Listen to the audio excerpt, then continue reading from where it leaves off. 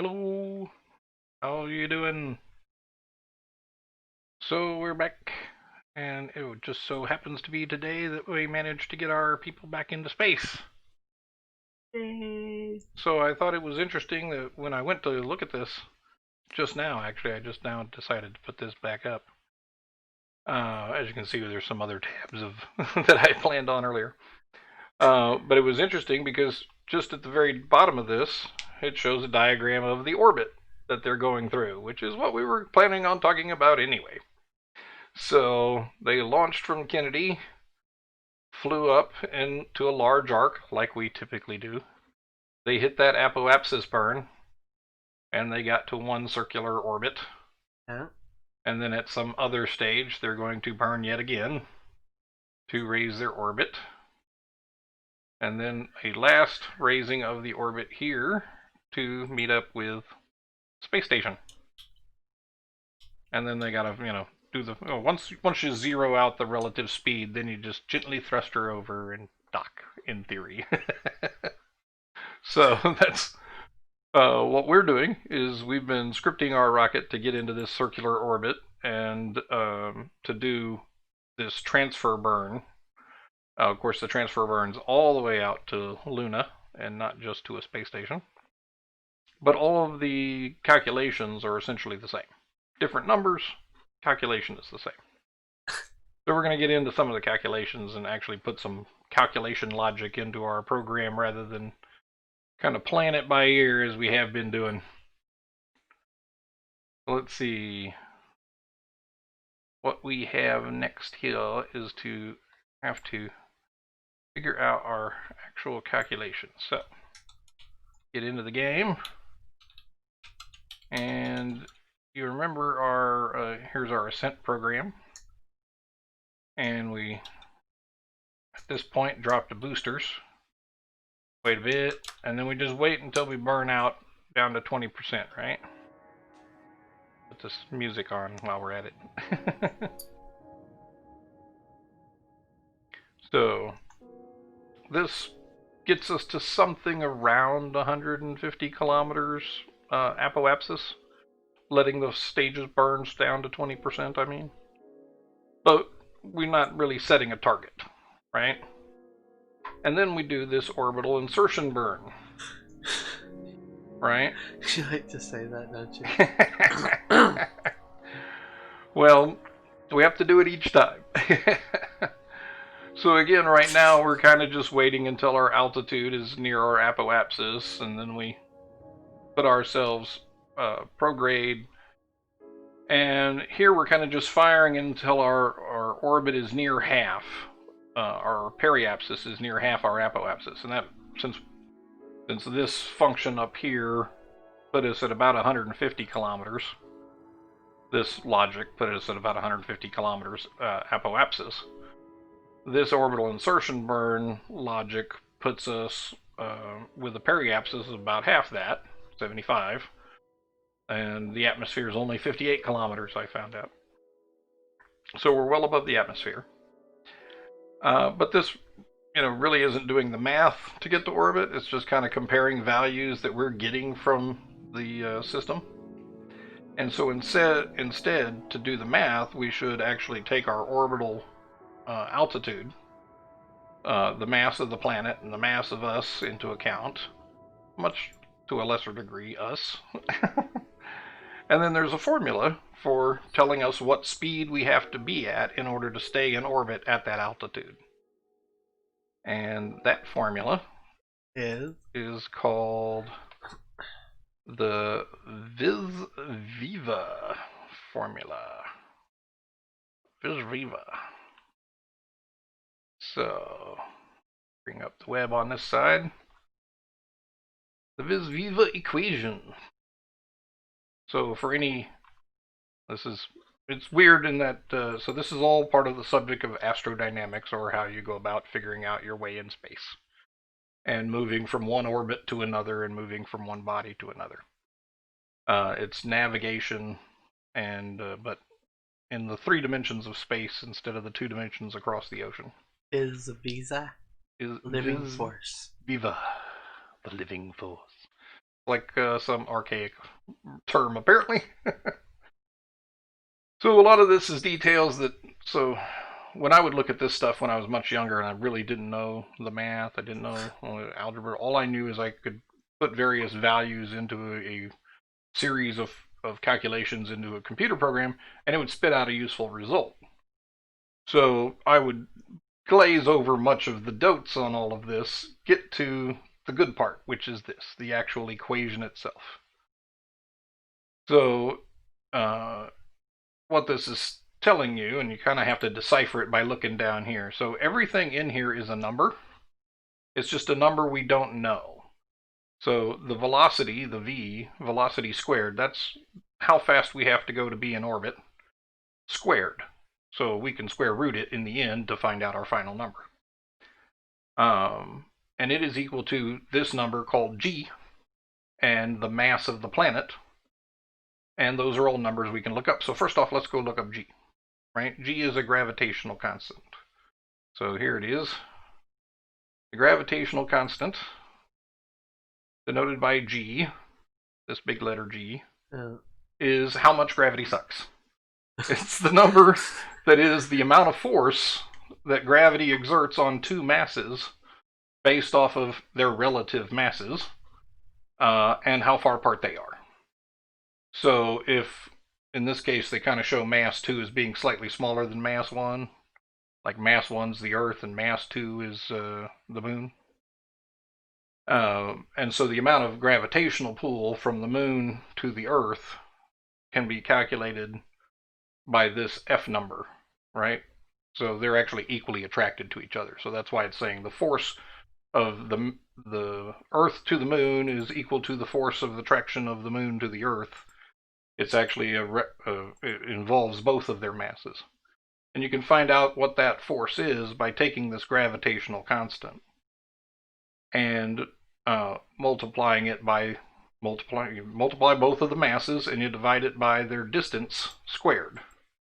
So one of the big tricks I learned, it took me forever to learn actually. It wasn't until college calculus where they said, you know, if you want to get an idea what this means or how this behaves, put in a bunch of known numbers that are easy to calculate with, like ones and zeros. So G is some number, we'll look that up here in a minute. But the mass 1, so let's say both of these are 1 bowling ball mass, whatever the hell that is. 1 pound, 1 kilogram, 1 hectoton, whatever. It's 1, right? So mass of 1 times mass of 1 is 1. Both of these have a mass of 1. We're going to say they're equal masses. So 1 times 1 over the radius squared. Well, they're 1 whatever the hell apart. Right? They're 1 whatever unit apart. So you end up with 1 times 1 is 1, divided by 1 squared, which is 1, and you get 1g, whatever g is.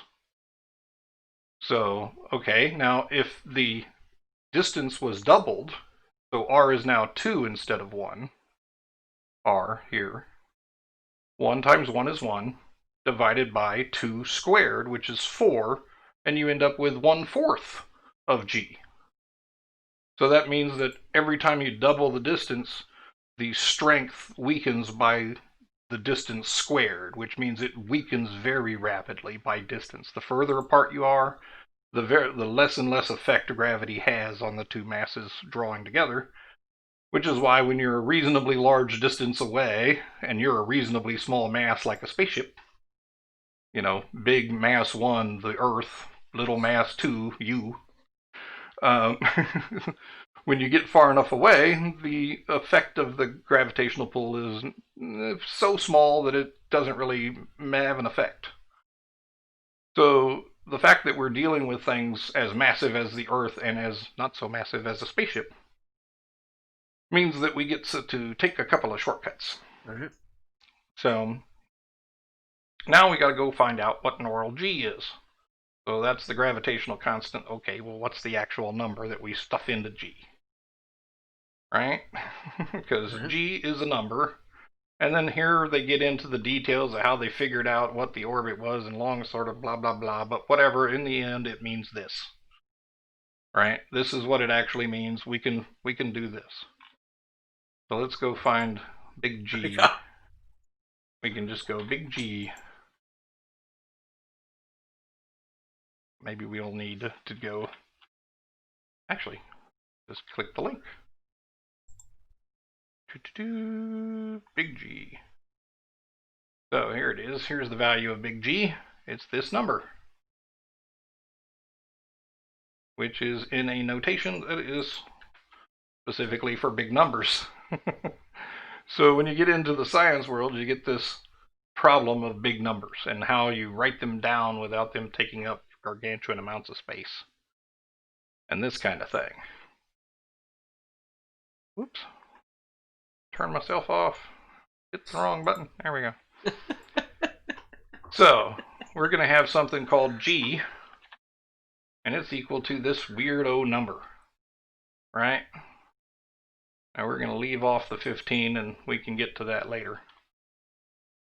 But essentially what this is an abbreviation for this number has a shitload of zeros in the end of it. Okay? Or it has a hell of a lot of zeros in front of it. One of the two. When the last number is negative, it means that it's a very small number and there's a lot of spaces in front. So to give you a better idea of this, the one thing that we can all relate to on this is money, right? Right. So in the money world, $1 is 1. Then there's a 10, there's a $100, $1,000, $1 million, $1 billion, $1 trillion. Right. Right? All of those have way too damn many zeros, right? So what the scientific notation does is it takes all of these zeros and turns it into this exponent. So this is essentially saying 1.0, the E means times 10, which you see in this other notation down here, times 10, to the 12th power, which means 10 multiplied by itself 12 times, which is to mean 12 zeros. So you basically take a large number and compress it down to this simple notation. Right. And it's primarily because all of these small numbers are things you can't know. It's a level of accuracy that isn't there. What my calculus instructor once said when we were finished with the calculation of being, you do all this and you get 47 and some change. Well, I would ask him if the change was important, and he's like, no, because if you're doing things like getting a big number like the mass of the planet in kilograms, right? Yeah. That's going to be a big number. Right. It's going to be an estimated number, more importantly. And so whether it's plus or minus 10 kilograms, it's probably plus or minus 2,000 kilograms, right? So all of these extra little zeros down here won't matter. Right. The difference between a trillion and 1.1 trillion is way up here in these digits. Right? The difference between 1.10000 trillion is irrelevant. So they basically compensate with that by having some number of digits. Now remember you had the parenthetical 15 in here? Yeah. What that meant was, it's kind of iffy. Using those digits is kind of iffy. It's not that exact, right? So this number is actually a really, really small number because just as when you get to big numbers, you have a positive exponent. When you go from $1 to a dime, right, which is 10 to the negative 1, which is basically 10 divided by 10, which is, or 1/10. Square root of 10. Wait, yeah. Anyway, so what you essentially end up with is the exponent is in the negative. And what it amounts to is essentially how many times you move the decimal place. So in this case, we had to move the decimal place over 6 times to get a 1.0, move the decimal place to the left 6 times. So that's the difference between scientific notation, which is, like I said, just an abbreviation. But it's an abbreviation based off of the fact that nobody wants to write the extra 11 zeros here, right? Because all this really is, this number in reality is 0.1234567 9, and I might be off by 1, 6, 6, 7, 4, 3, 0. But, you know, that's... So this is why we have all this nice convenient abbreviation. And we have the same breakdown that we have for money. The cent, of course, nobody bothers with something below a penny, right? So we don't really have a name for something that's a tenth of a penny. Not anymore. Not anymore, yeah. Or a thousandth of a penny, I should say. Because this is a tenth of a penny, this is a hundredth, a thousandth, a millionth, and a billionth of a penny. It's the same number top and bottom. Well, almost the same number. This goes to -9, that goes to +12. So you and I, and most people now have dealt with megabytes and terabytes and so forth when it comes to RAM and hard drives, right? So that's kind of the same thing. It's the singular is a byte, right? And then nobody gives a damn whether you have decabytes. That's tens of bytes. Nobody cares anymore. Nobody cares if you have hectobytes, which is 100 bytes or more. Nobody even knows what 100 bytes is anymore. In fact, I didn't even know this was the abbreviation for deca because nobody uses it. Then you get kilobyte. Everybody's familiar with that one. Megabyte, that's your RAM. Gigabyte, that's your hard drive. Now terabyte is your extra hard drive, right? And that's their relative scales of number of bytes. So a terabyte drive is 1 trillion bytes of storage. Now, we won't get into the stupidity or the extra issue, I should say. In computing, everything's based on the power of 2, and 1,000 bytes is actually 1,024. And thus a megabyte is 1,024 times 1,024, not 1,000 times 1,000 like it is here in dollars. So, slight difference there because of the power of 2 that we use in binary computers. But so they borrowed the terminology, I guess. That's what you can say. So the same thing happens. This is where everybody keeps going on about the metric system based on 10, right? They could keep saying, right? Well, that's what this comes out to. So in the metric system, a meter, a gram, whatever thing that you have in the singular is 1. And then if you have 10 of those, it's a deca whatever. Nobody uses deca again. Nobody uses hecto. But we do use kilometer. Nobody uses megameter, gigameter, terameter. Nobody's ever driven that far. But they do use kilometer, and regular meter, and we don't really use decimeter, which would be 10 centimeters. But we do use a centimeter, and we do use a millimeter, and in engineering we use a micrometer, and in like biology you would use a nanometer. Okay. So that's why they keep saying. Now my problem has always been, what's the difference between a megameter and a terameter? I don't remember. Now it turns out that the difference between a megameter and a terameter would be the difference between 6 and 12. So 6 powers of magnitude, right? The same difference between mega and tera when it comes to bytes. So a lot of this is terminology, and it's not just that I don't know what the fuck a meter is. Oops. Even though I keep telling myself it's mostly pretty much close to a yard. But in any case, so this is where we deal with all these big numbers. They use this abbreviation. Luckily, the spreadsheet understands it. We don't have to do much work with it. In fact, even when I left this field, after I left this field, see, I was off by 1. I had too few zeros up in here, and we're going to put in 1 more 0. Then we got it right. And it conveniently converted it to scientific notation for us. So that's our big G, right? That's the first number we need to get a hold of. We can get rid of that line. So we needed G. And over here, that was the gravitational constant itself. Let's go back a page. Now we need to know the M. And M, it says, M is the mass of the central body. And the reason why our mass doesn't matter is because it's so tiny relative to the mass of the body. Now in the game, we can tell it, give me the mass of Drew, the planet that we're around. But luckily they also have that on the Simple Rocket site. So it gives us the stats of the planet Drew. Now I just now noticed this, okay? Your page is over it.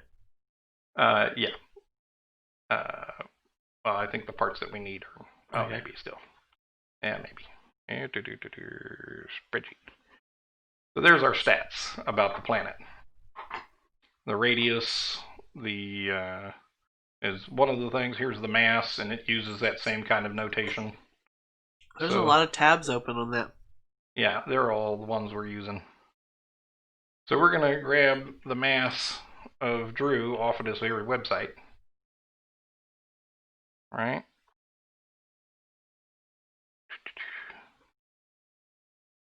And so that's going to be M is the mass of Drew, which, because it had the kg in there, it doesn't know what we're talking about.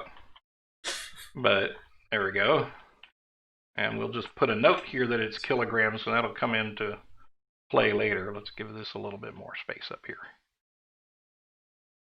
So we've got G, and we've got the mass of the planet Drew. Now, like I said, or what I was saying earlier, is I just now noticed that the planet Drew was named after Mr. Andrew, who's the primary developer, as far as I know. Oh, is it? Yeah. I would too. And then there's another version of this that is texture mapped with pictures of Andrew, called Andrew Drew. Let's see, I think it's in the actual successors here. There it is. There's Andrew. Ah, Planet Andrew.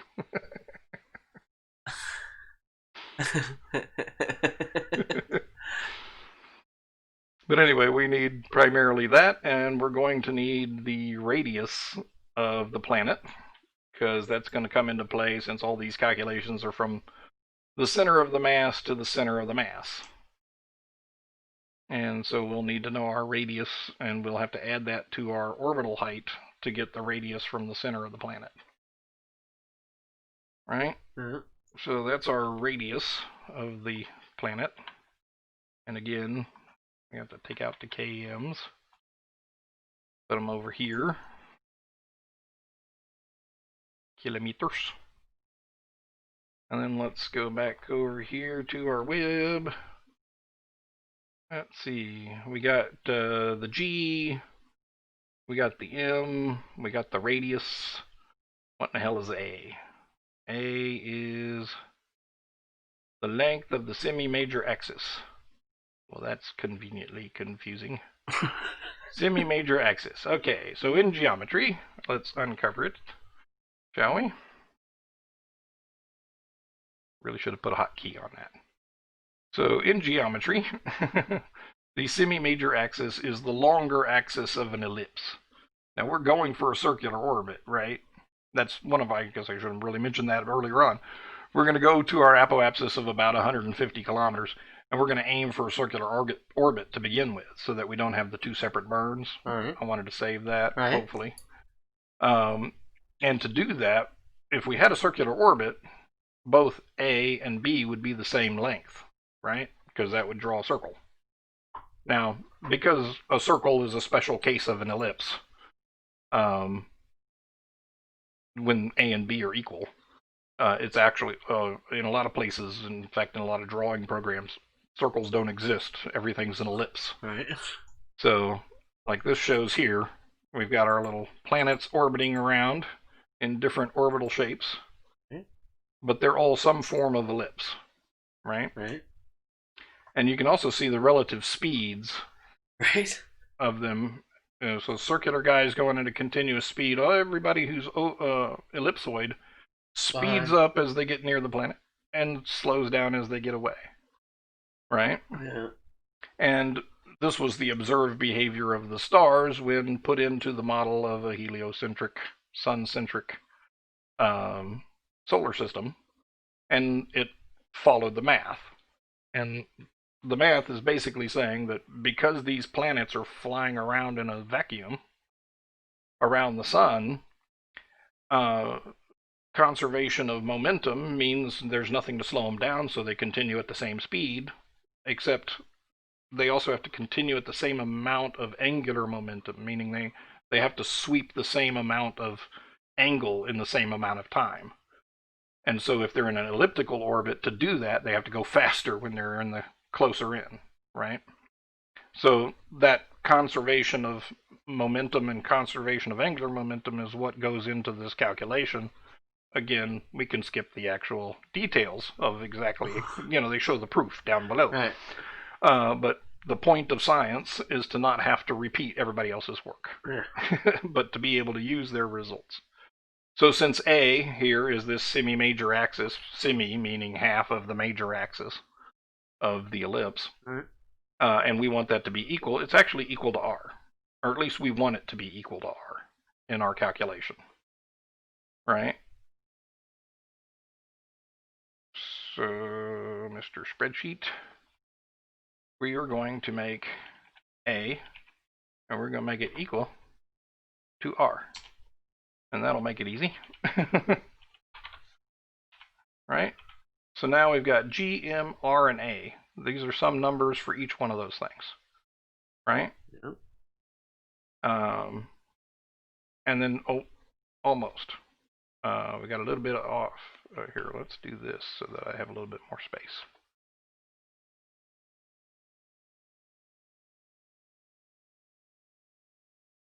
Put this back here so I have a little bit more space above me here. So in our formula, we needed G, M, R, and A, and everything else is a number. So now we can tell the spreadsheet to figure out our number for us. Except there's a couple of things missing. One, this radius is the radius of the planet, not the radius we're going to be at. Right? Yeah.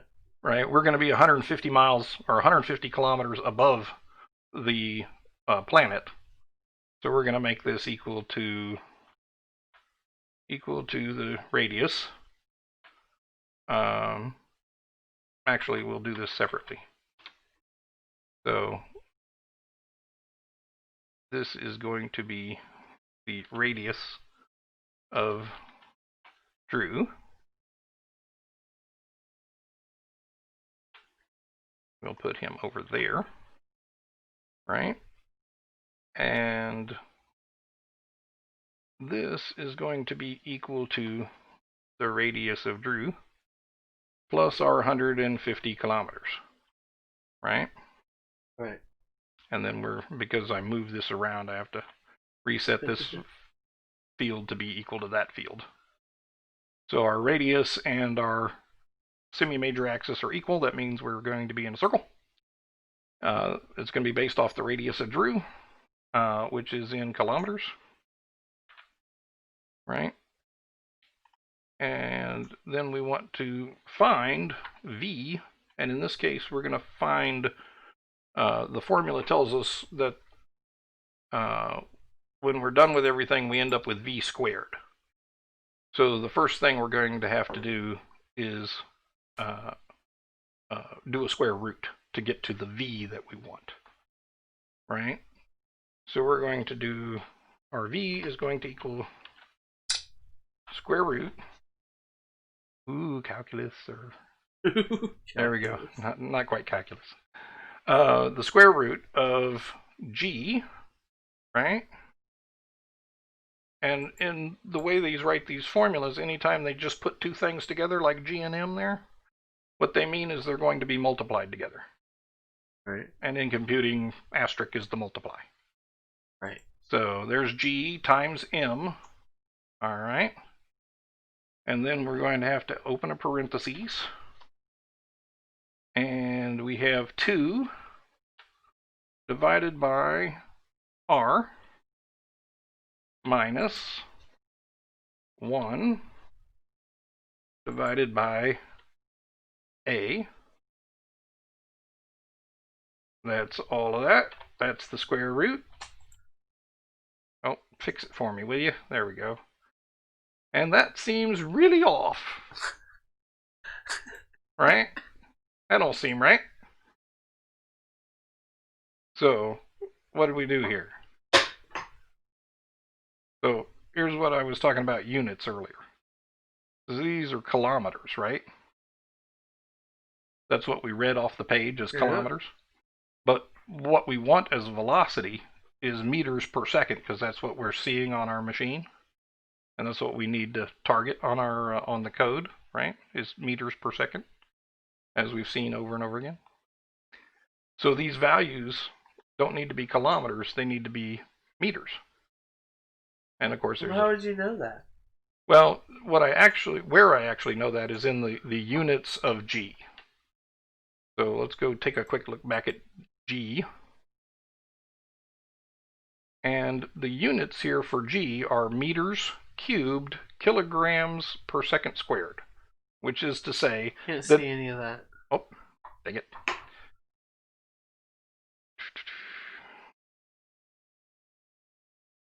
There we go. So the units are meters, kilograms, and seconds. So that's how we know that one of the values we're working with can't be kilometers. Why is your hand blue? I changed my mouse to blue so it's easier to find. So this is what gives us the clue that we need to deal with things in seconds, kilograms, and meters if we're using this value in order to keep everything at the right scale, right? So all that basically means is that this value here, right, is the number of kilometers of the radius of truth plus our 150 kilometers. Now to turn that into meters, we multiply by 1,000. Right? And we don't get the right number. Yay! Let's go take a look at the number here. Let's see. Oh, I know. Classic order of precedence problem. This multiplication has to happen after the addition. So we have to add the two values together and then multiply them. There we go. 3,339 meters per second. That's our target velocity. In order to stay in orbit, in a circular orbit, at 150 kilometers. Right? Now, I kind of threw some things together here. We probably want to make a thing like, say, orbit height. And that make that 150 kilometers. And then in this formula here, get rid of the plus 150, which is fixed, and instead insert that. So all the numbers stay the same. But now if we have a different orbit height, I can just put in, 147.258. And it comes out with a nice new number for our velocity, right? Yeah. So then we're using the spreadsheet to do all this. We can do all these same mathematical functions in the programming language. And what that means is that when we get to our apoapsis and we finally cut off our core burn at 20%, when we coast to our apoapsis will be some number. That'll be this. We put that number in here. It tells us what our velocity needs to be as far as our orbit. Now, our current velocity, we know. And the difference between our current velocity and the velocity that we need to be in orbit is a delta V. The change in velocity needed. So this should be allow us to more intelligently get into the orbit that we want to get into, rather than trying to guess based off of what our orbits have become, what our apoapsis and periapsis are becoming. Instead, we just know when we start, we have so much delta V left in our vehicle. We fire our engines until we get to this speed. In fact, we pretty much don't even need to know anything other than we need to get to 3,343 meters per second while we're at 150 kilometers above Drew in order to get into a circular orbit about Drew. So now we don't have to do any of this kind of iffy stuff with, the apoapsis is half of the periapsis and all that kind of thing.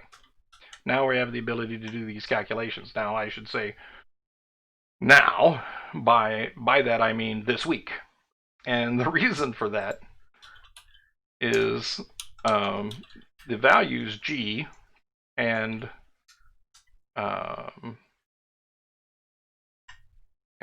the other parameters of orbit, right? Those would either be things that we would have to look up and put into the game as our own variables. Luckily, somebody already thought of that. Cool. So Mr. Flanker did do a mod, which we have installed now, that allows us a couple of extra bits of information. Primarily the constants pi, big G, which we've spent a lot of time talking about today, c, which is the speed of light, and e, which is the natural exponent, which is used in some other mathematics that we won't get into just yet. Then he's got a few other functions like target craft ID, which allows you to find out information about the craft's position and so forth, and these other pre-existing functions. But more importantly, he already created the constants the one constant that we need, big G. So right now, the first thing we want to do is we're going to get up into orbit. We're going to create a little bit of code to spew out based off of our current apoapsis. So we'll wait until we're launched. Then we're just going to start throwing into the log our calculation as to what our speed needs to be in orbit at that apoapsis, right? And then just have that spew in the log, and that should line up with our speed in the game, and that'll let us know whether or not our function is correct, and we have done the math correctly inside the game. And we can start using that math to decide how much to burn and when to stop and those kinds of things. Because once we figure out this, which is the delta V needed to be in orbit at a particular altitude based on the mass of a particular planet, then we need to do what's called a Hoffman transfer, which is how you get from a circular orbit about a planet to an orbit like out here by Luna, right?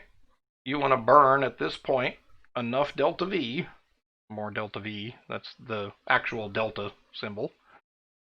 You need to burn the delta V to get to where you would be in this ellipse, and then since the moon happens to be coming along at this same time, you get into the sphere of influence of Luna, and then you do another burn to get you out of this elliptical burn and into orbit about Luna. Now, if you're not trying to get into orbit about Luna, like the SpaceX guys are not trying to get into orbit about Luna, they still do this Hoffman transfer, right? In fact, here it is. There's the original launch.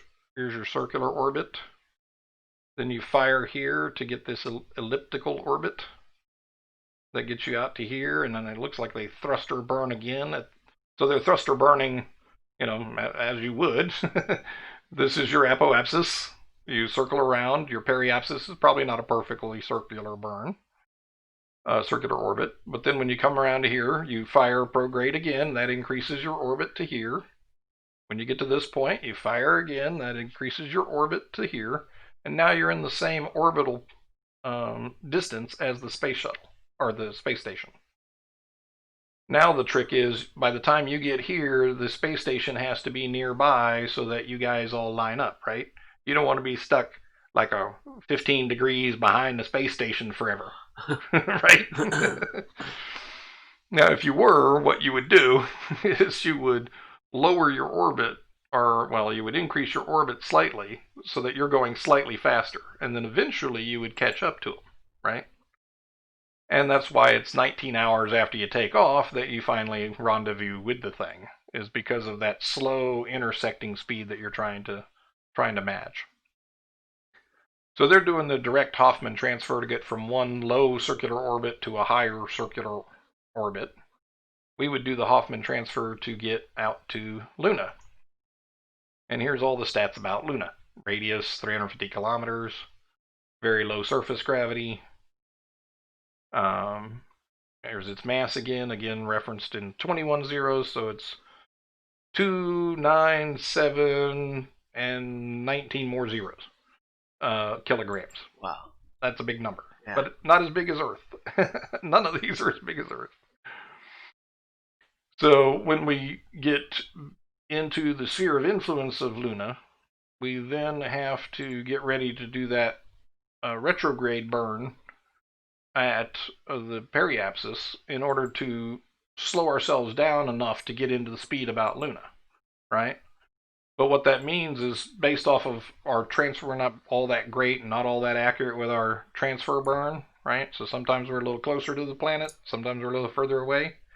And then when we tried to do the burn based off of percentages and such, we ended up running into the moon or not getting into orbit about the moon, right? And that's because we didn't do the math. So by doing the math, when we get to the point where we're about to do that retro burn around Luna, we have the mass of Luna, we have our distance from Luna, we can rerun this same calculation and find out how slow we're supposed to be going to be in orbit about Luna in a circular orbit at that distance. And then we take our current speed and we subtract the speed we need to get, and that again is our delta V, except now we're slowing down instead of speeding up. So that's essentially the primary calculation when it comes to orbital launch and transfer and intersect and so forth. It is primarily those two calculations, the Hoffman transfer calculation and the vis viva. So here's the other diagram of it. You start off in a circular orbit. You then get, at one point, you fire. Now, if you're not in a circular orbit, you can still do this. But as you know, we have to fire at the apoapsis or the periapsis, and that might not be in proper time with the thing you're trying to line up with, right? So that's why we always jump into a circular orbit, so that no matter where the moon is when we get there, we can then fire at the right time, which we finally figured out last time. Was when was the right time to fire in order to start this transfer orbit. Now we'll be able to calculate what delta V we need for our transfer orbit, rather than making a guess based off of previous flights. So, again, this is all based on the ability to do instantaneous velocity changes, which don't exist. Which is why once you do the calculation, you figure out, I need to change my speed by 500 meters per second or 5,000 meters per second. And in doing so, that's going to take me some amount of time. I subtract that from when I get to the apoapsis, and that's when I start the burn. That's what we've been doing all this time with in Kerbal, where we fire before the apoapsis, or before the point that we were targeting to burn. So half of the burn is done before it, and half of the burn is done after it, and it sort of averages out. So, with all that said, the calculation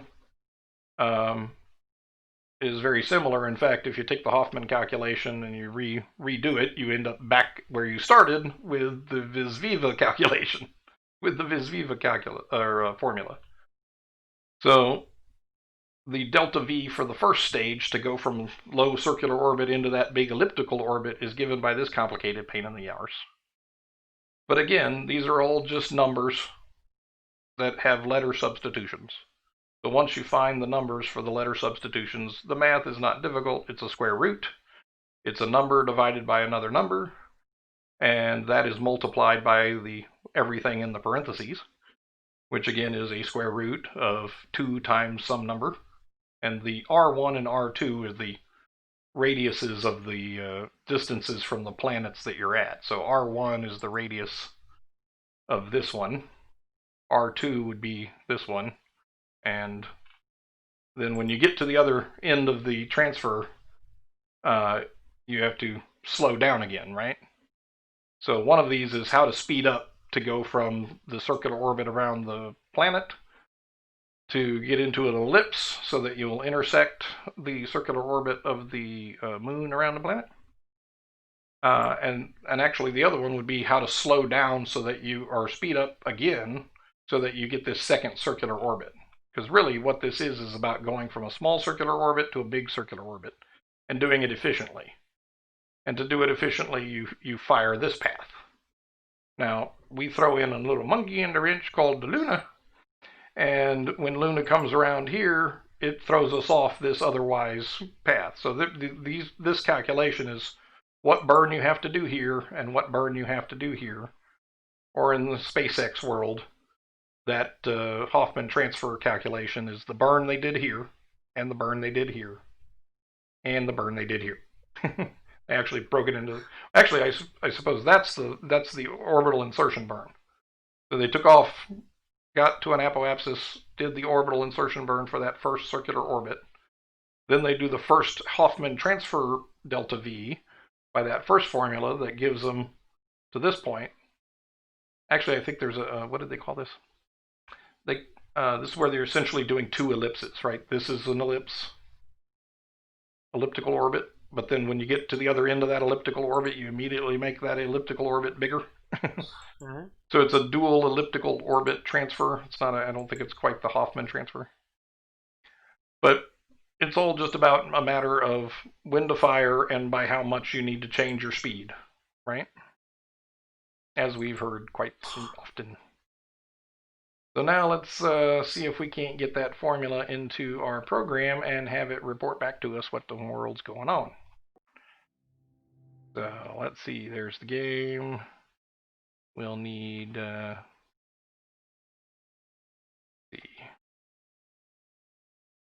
we will need the spreadsheet, but we will not need the web. There we go. Bring our spreadsheet in here just a bit, so that we have this formula up here in the spreadsheet. Is essentially what we're going to do here in the coding language, right? So this is going to be what would be referred to as a custom expression, right? So we're going to create a custom expression, and we're going to call it V for orbit at, right? So what velocity do you need to orbit at a particular value, at a particular altitude? And that altitude is going to be our parameter, right? So let's create that custom expression. Did it put it out here already?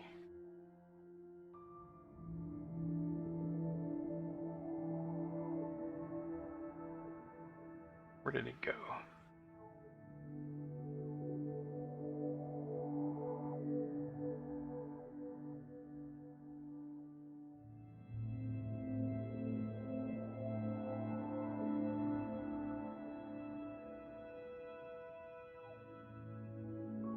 This is one of the items I don't much like about this. Why? I put it in there. So here's the custom expression. That's where it's used. What did I do to design this? Where did it go? There it is. There we go. That's one of the more annoying aspects of this kind of palette, free palette kind of thing here. So let's make this a little bit more readable. We're essentially going to do what's in the spreadsheet, but in here. So first off, we need a square root, yes? That's the first thing we're doing, and let's see, we have a square root, yes? I didn't even bother to check. Square root of, alright, so we're going to do a square root of. And then we need, in this case, well, it was B23, bingo! No, B23, which is the big G, right? So in the C programming language, a variable would be named this, the G. It would have a value of 6.6743 e to the negative 11. And its address in the program in memory would be B23, because that's where that number is stored. So anyway, just a little reference there. All right. So anyway, that's G, so let's go get G from the game, luckily, right? We have our constant G. And it's going to be G times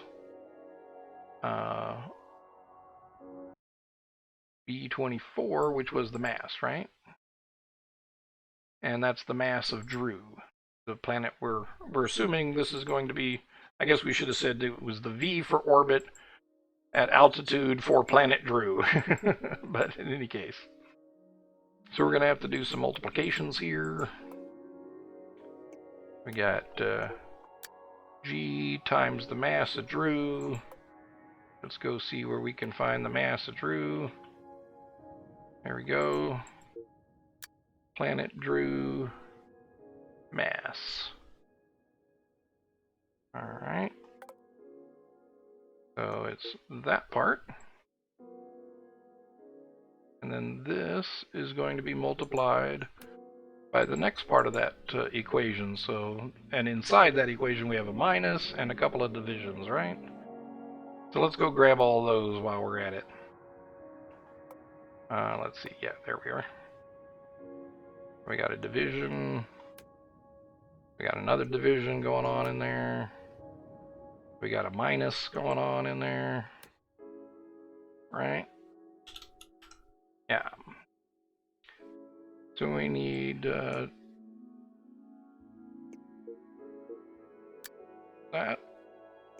and that, right?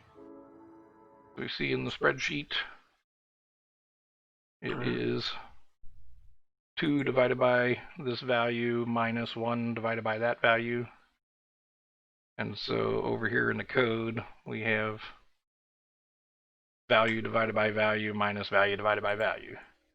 So a couple of these are constants. That's a 2. That's a 1. Right? And then that's going to be multiplied together yet again. Hi, everybody. So let's get another multiply.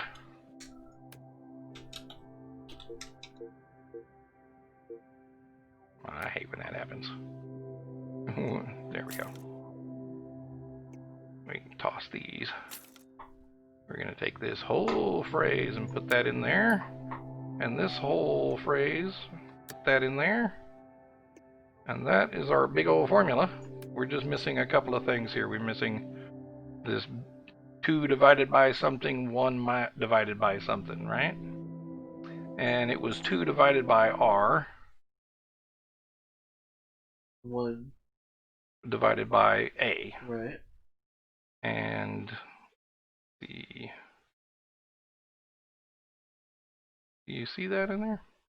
Well, no, but I just know what it is. Now you remember it now? Yeah. All right. There it was.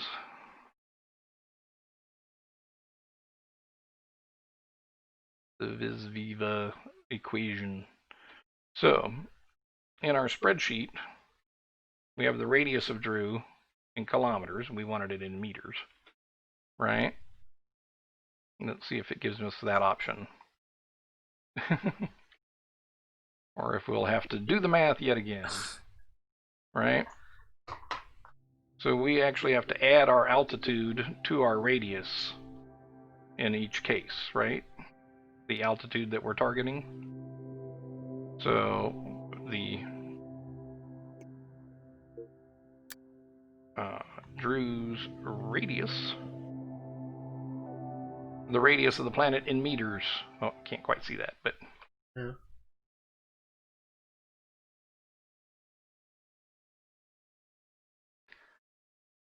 I'm gonna find a better way of manipulating these things. Right. So, all right. So it does say up in here that it's in meters, yeah. And that's convenient for us.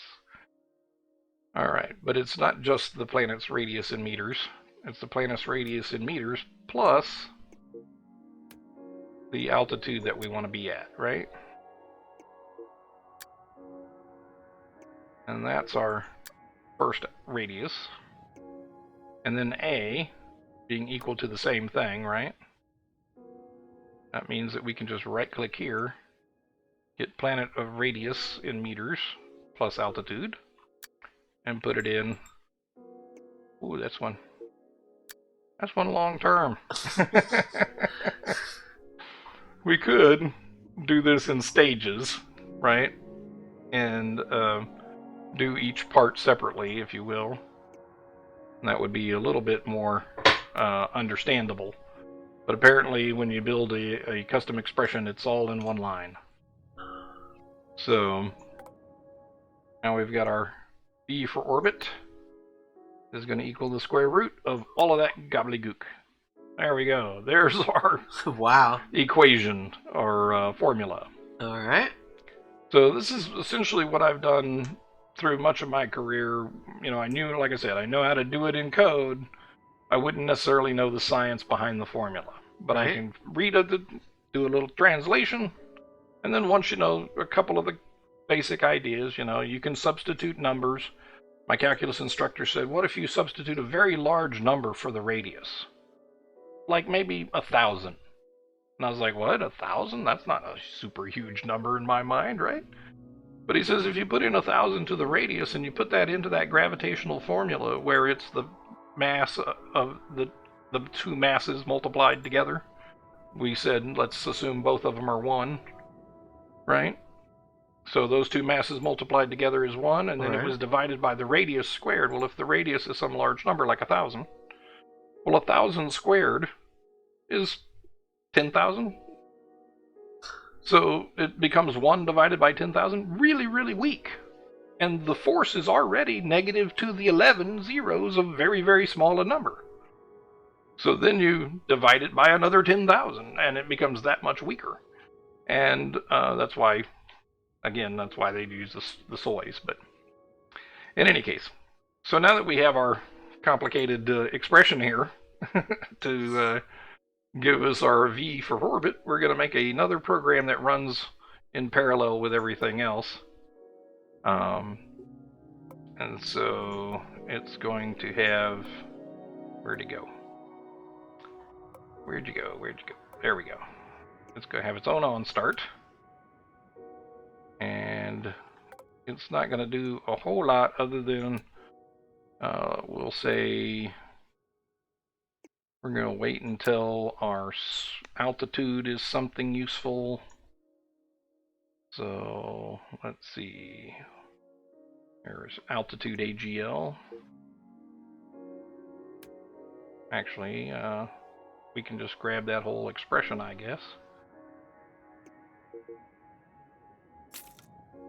So this altitude AGL greater than equal to, right? We can just grab that whole phrase, bring it over here, and then change it to something less complicated. We're just going to wait until our altitude is, say, above 1,000 meters. So 1 kilometer. And that's just so that we're not constantly putting out information sitting on the ground. Because what this is going to do is then, while forever, it's going to constantly look at our apoapsis, whatever that is, and say, assuming I wanted to get into orbit at that apoapsis, what would be my velocity? What would be my necessary velocity? And then when we finally do get to orbit, those numbers should match, right? The numbers reported by the game and the number I calculate here should match. Okay. So we're just going to do this while true.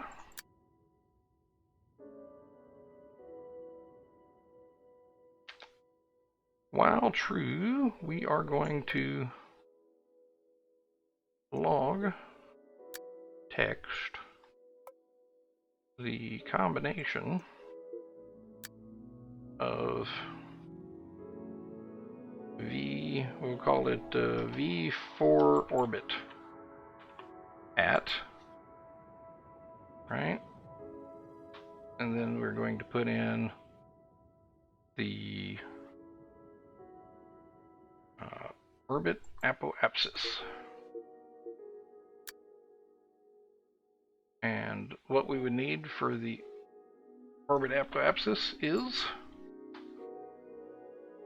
do another join. Actually, I guess we don't need to do another join. It just adds 1, 2 there for you. And I believe we just go into our custom expressions. Where'd you go? Custom expression. Instructions. Expressions. There we go. And we say v for orbit at whatever our apoapsis currently is. So what this is going to give us is just a constant log message, right? And we're not going to see it on screen. We'll see it in the log, and it'll just spew by constantly as we travel. There'll be a few other messages in the log as well. And it basically just repeats that calculation, right? Pretty straightforward as far as the program is concerned. Wait until we're off the ground, and then repetitively spew out this value, right? And then, of course, this value will change because our apoapsis is changing. So I think that ought to do it for this program change. Save to craft. Save the craft. And let's launch this puppy. Alright. We're right at an hour. We're doing okay.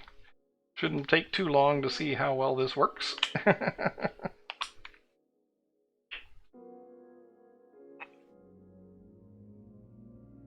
Ooh, taking off in the dark. Is that good? Good enough. There's no artificial failures or any of that built in here. So we shouldn't have any major surprises on our way to orbit. Now we've got our apoapsis, right? Showing up. So we've got something. Let's take a look at the log. Woo! So that's a lot of number. Wow.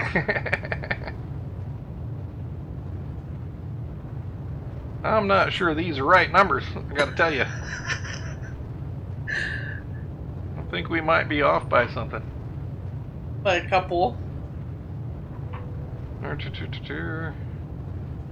Let's see, we're orbiting at 9,000-ish. We should probably put like a 1 second wait in here or something. It's a little bit too spewy to read. It's very spewy. Well, luckily I think I can just click over here. That'll freeze it for a second. So what this seems to be saying is that if I manage to go 3,515 meters per second, which is just 3.5 kilometers a second, then I should manage to orbit at a haul of 12,000 kilometers. Now, this is, of course, assuming that there's no atmosphere there to get in my way, right? Obviously, these calculations were based off the idea of free bodies orbiting in space with no resistance. They're all idealized in that sense. That's part of why it's a simple formula. The more complicated formula for this involves the dilation of space-time, of the fact that your planet that you're trying to orbit is also moving through space. So since your planet is moving through space, you actually have to take that into account based off of what your movement is. The difference is really small, so small that it's not something that you can navigate differently, if you will. You're not likely to make a difference. Right. So let's see. 17,000. So that's our orbit speed. We're at 500 some meters per second. Oh, that's our apoapsis we're looking at. I'm sorry. That's why you're off. Okay, so that makes sense. If we were to orbit an apoapsis of 30,000 kilometers, 32,000 kilometers, we would need to be going 3,400 meters per second. I thought we were going to try and figure out what speed we would need to orbit at our current altitude. That's what I had backwards. If we had done our orbits needed to be at our current altitude, we'd have to go really, really fast while we're close to the planet, right? So, let's see. You can see the difference is not much. We're in the 3475 range. There's a whole lot of difference in orbital speed or orbital altitude for very little difference in orbital speed. In fact, it's probably, again, the inverse square law, which says that the further you get away, the less speed you need, right? Because the attraction of gravity is weaker. So, let's see. We're going to keep burning until Until our core gets down to 20%.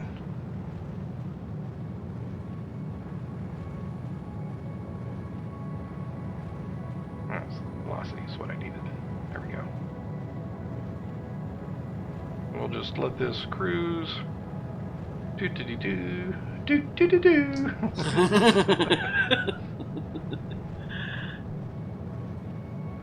So, just to give you a taste, this is what most debugging of embedded systems looks like.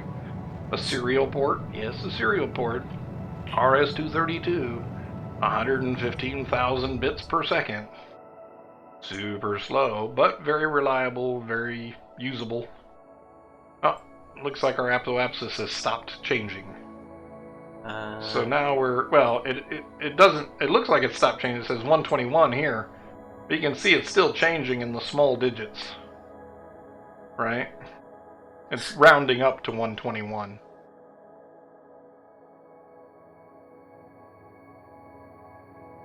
But our apoapsis is still gaining. 3376. We're currently at 2474, so we have about 1,000 delta V difference. 1,000 meter per second delta V. So we're gonna get on up to the apoapsis burn here, and we're gonna attempt to we're gonna still do the calculation where we burn until we get to half of the apoapsis, and then wait to do the circularized burn. And when we're done with the circularized burn, it should be matching our orbit speed here, should match what our calculation is putting out. And if that's the case, then we can trust this calculation, at least in this game, as a way to figure out what delta V we need to be in orbit. That's step one. Now we'll need to figure out our delta V to get into that Hoffman transfer in order to make our orbit big enough to intersect with the sphere of influence of Luna. Now, I couldn't find a definition of the sphere of influence of Luna. Is it 10,000 kilometers away? Is it 100,000 kilometers away from Luna? Is its outer sphere, right? If you're within 10,000, whatever distance you have to be within to be in the sphere of influence. I didn't see that documented anywhere. But we'll be able to come up with a much better guess, and then we should be able to intelligently get ourselves into orbit about Luna, no matter what distance we end up near Luna, based on the differences in our orbital insertion burn, and the little bit of give and take in that. When we finally get into that apoapsis, or periapsis around Luna. Well, that's not very entertaining, is it? Log spewing. Log spewing is like watching the whatchamacallit bar. Watching the progress bar, yes. Now, the other thing about an embedded system, especially an embedded flight system like this, if you spew too much data like this, you're just going to slow down the rest of your system. Right. It has to slow down to the speed of the serial port, which is pretty slow. Alright, so we say we're in orbit, right? And we need 3373 to be in a circular orbit. We have 3342. And our orbit, hey, look at that. Our apoapsis is 1, 2, 3, 4, 6. Oh, darn, almost. So that's still drifting. Our apoapsis is still drifting slightly. But the difference it makes in the delta V is way down here in the 0.000 range, right? It's like the third, fourth decimal place back that it's actually changing. It's still 3373.803. The 5, 6, 7 number. So now we're coasting up to our apoapsis yet again. This time we get closer. And we fire for our circularization burn to be all official, as we learned today listening to the SpaceX launch. I saw Homer Hickam today. Yeah, you did. You're good friends with his wife, apparently. I wrote him a letter once. I got a letter back from his wife. Back in like 99 or something. I like Homer Hickam. Yeah, it was pretty straightforward. Here we go. We're coming up on our apoapsis. We should be hitting that circleized burn here shortly. And I believe I've edited the program to where that's all it does. It comes up, it does a circleized burn, and that's where it is. It's a satellite. Here we go. We're going from 3338 to 3373-ish. That should be our target. Now, while we're burning, our apoapsis is also changing, and therefore our target delta V is changing as well. Right? Well, there we go. Our orbit speed, 3370. Right? Oh, it's actually going to target Luna. There's the pitch and heading. And heading. Right? Yeah? We're done with the log now. So now, even though we didn't change our code to actually utilize this formula, next time we can trust this formula. Alright. And we'll edit our code to make an intelligent orbital insertion burn. Hopefully we don't have to do this two-stage thing where we get into orbit and then we wait to do circulize. We ideally get to our apoapsis and burn exactly the amount of fuel that we need in order to get into a circular orbit. But, much as you saw in the SpaceX example where they did 2 stages to the orbit that they needed to go to, it may still be more efficient to do a secondary stage and a secondary circulize. But more importantly, when we fly to Luna, as we're about to do, it looks like, so our heading is 269. We're waiting for our heading to be 90 and our pitch to be 0. Because right now we're looking at Luna. Right? There she be. And we're looking almost straight up, right? In order to properly time our orbital insertion burn for Luna, we want to be... Where are you, Mr. Luna? So we want Luna to be there, and that means that we want to be downish here when we fire up for our transfer orbit. Right? And so at that point, we should have a heading of 90 or near it, which would be directly this way, and a pitch of 0, as we would be flat. So let's warp to near there.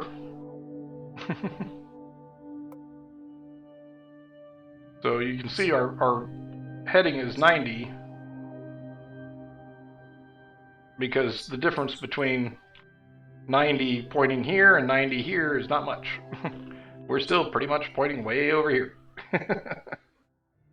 So now we're just waiting for our pitch to come in and be close to flat, close to 0.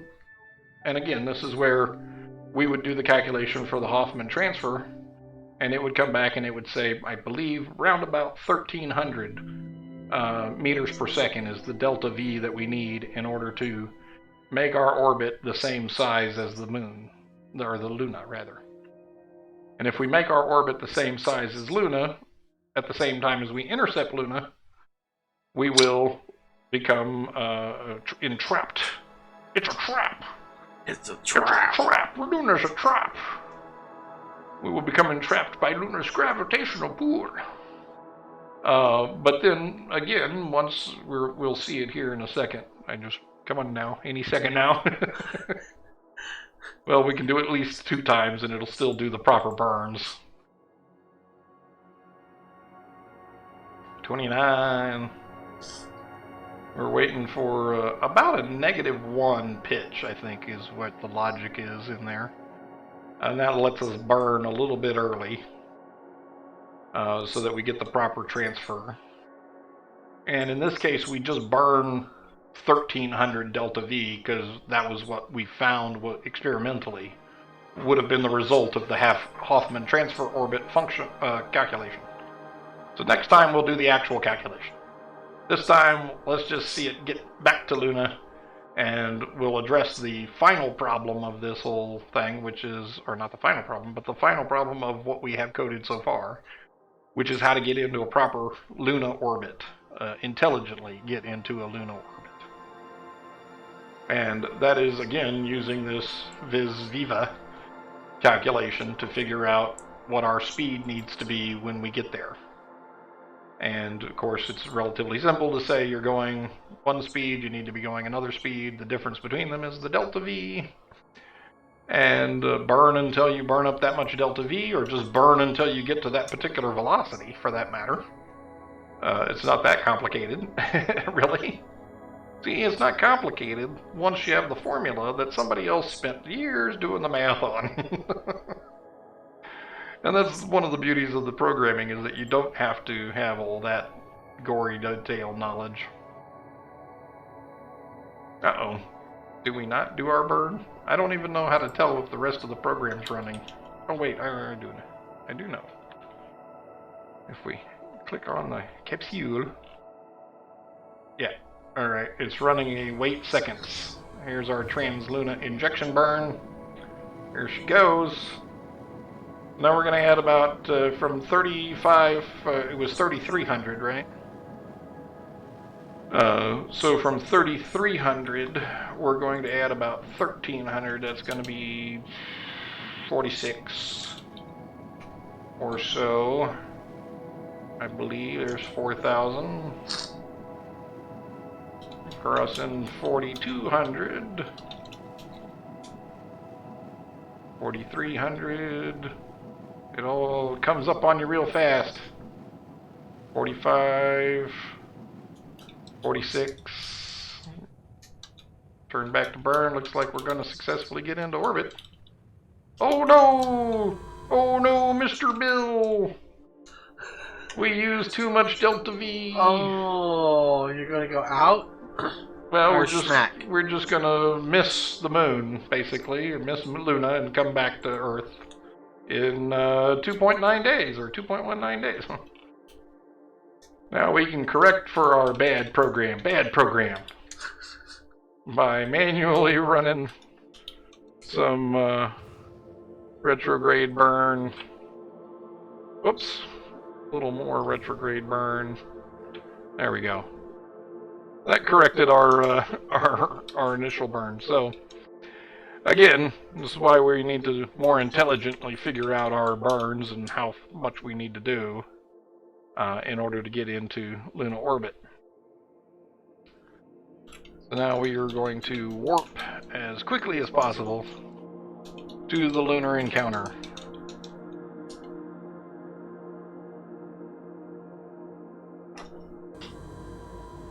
And we enter the lunar encounter. And fall right above my head. There we go. So, now our program is set that when we get to this point, that we just burn for some standard amount that was a guess.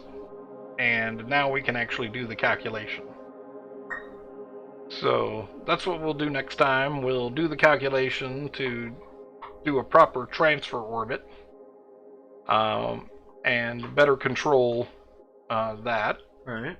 Instead of it being a preset amount of delta V, we'll actually do the math to figure out how much delta V, and then we'll more control it a little bit more with a little bit more granularity. Because right now we're burning at 100% until we get to 90% of what we want to use, and then we slow down to 50%, and we overshoot what our delta V target is. And we need to be better at hitting our delta V target exactly in order to, you know, get the result of what our calculations are, instead of having to do corrective burns, right? That way we get to where we're going with the least amount of fuel, which means the least amount of cost. Right. And the least amount of money paid to anyone else. So I think that was pretty much what we had for today. Cool. That was cool. I just wanted to get you an idea where all that big number stuff comes from. So thanks for joining us. We'll Yeah. see everybody next time. Thanks, everybody. Bye. Bye-bye. Take it, button. Yay! We just did a heat. Ah!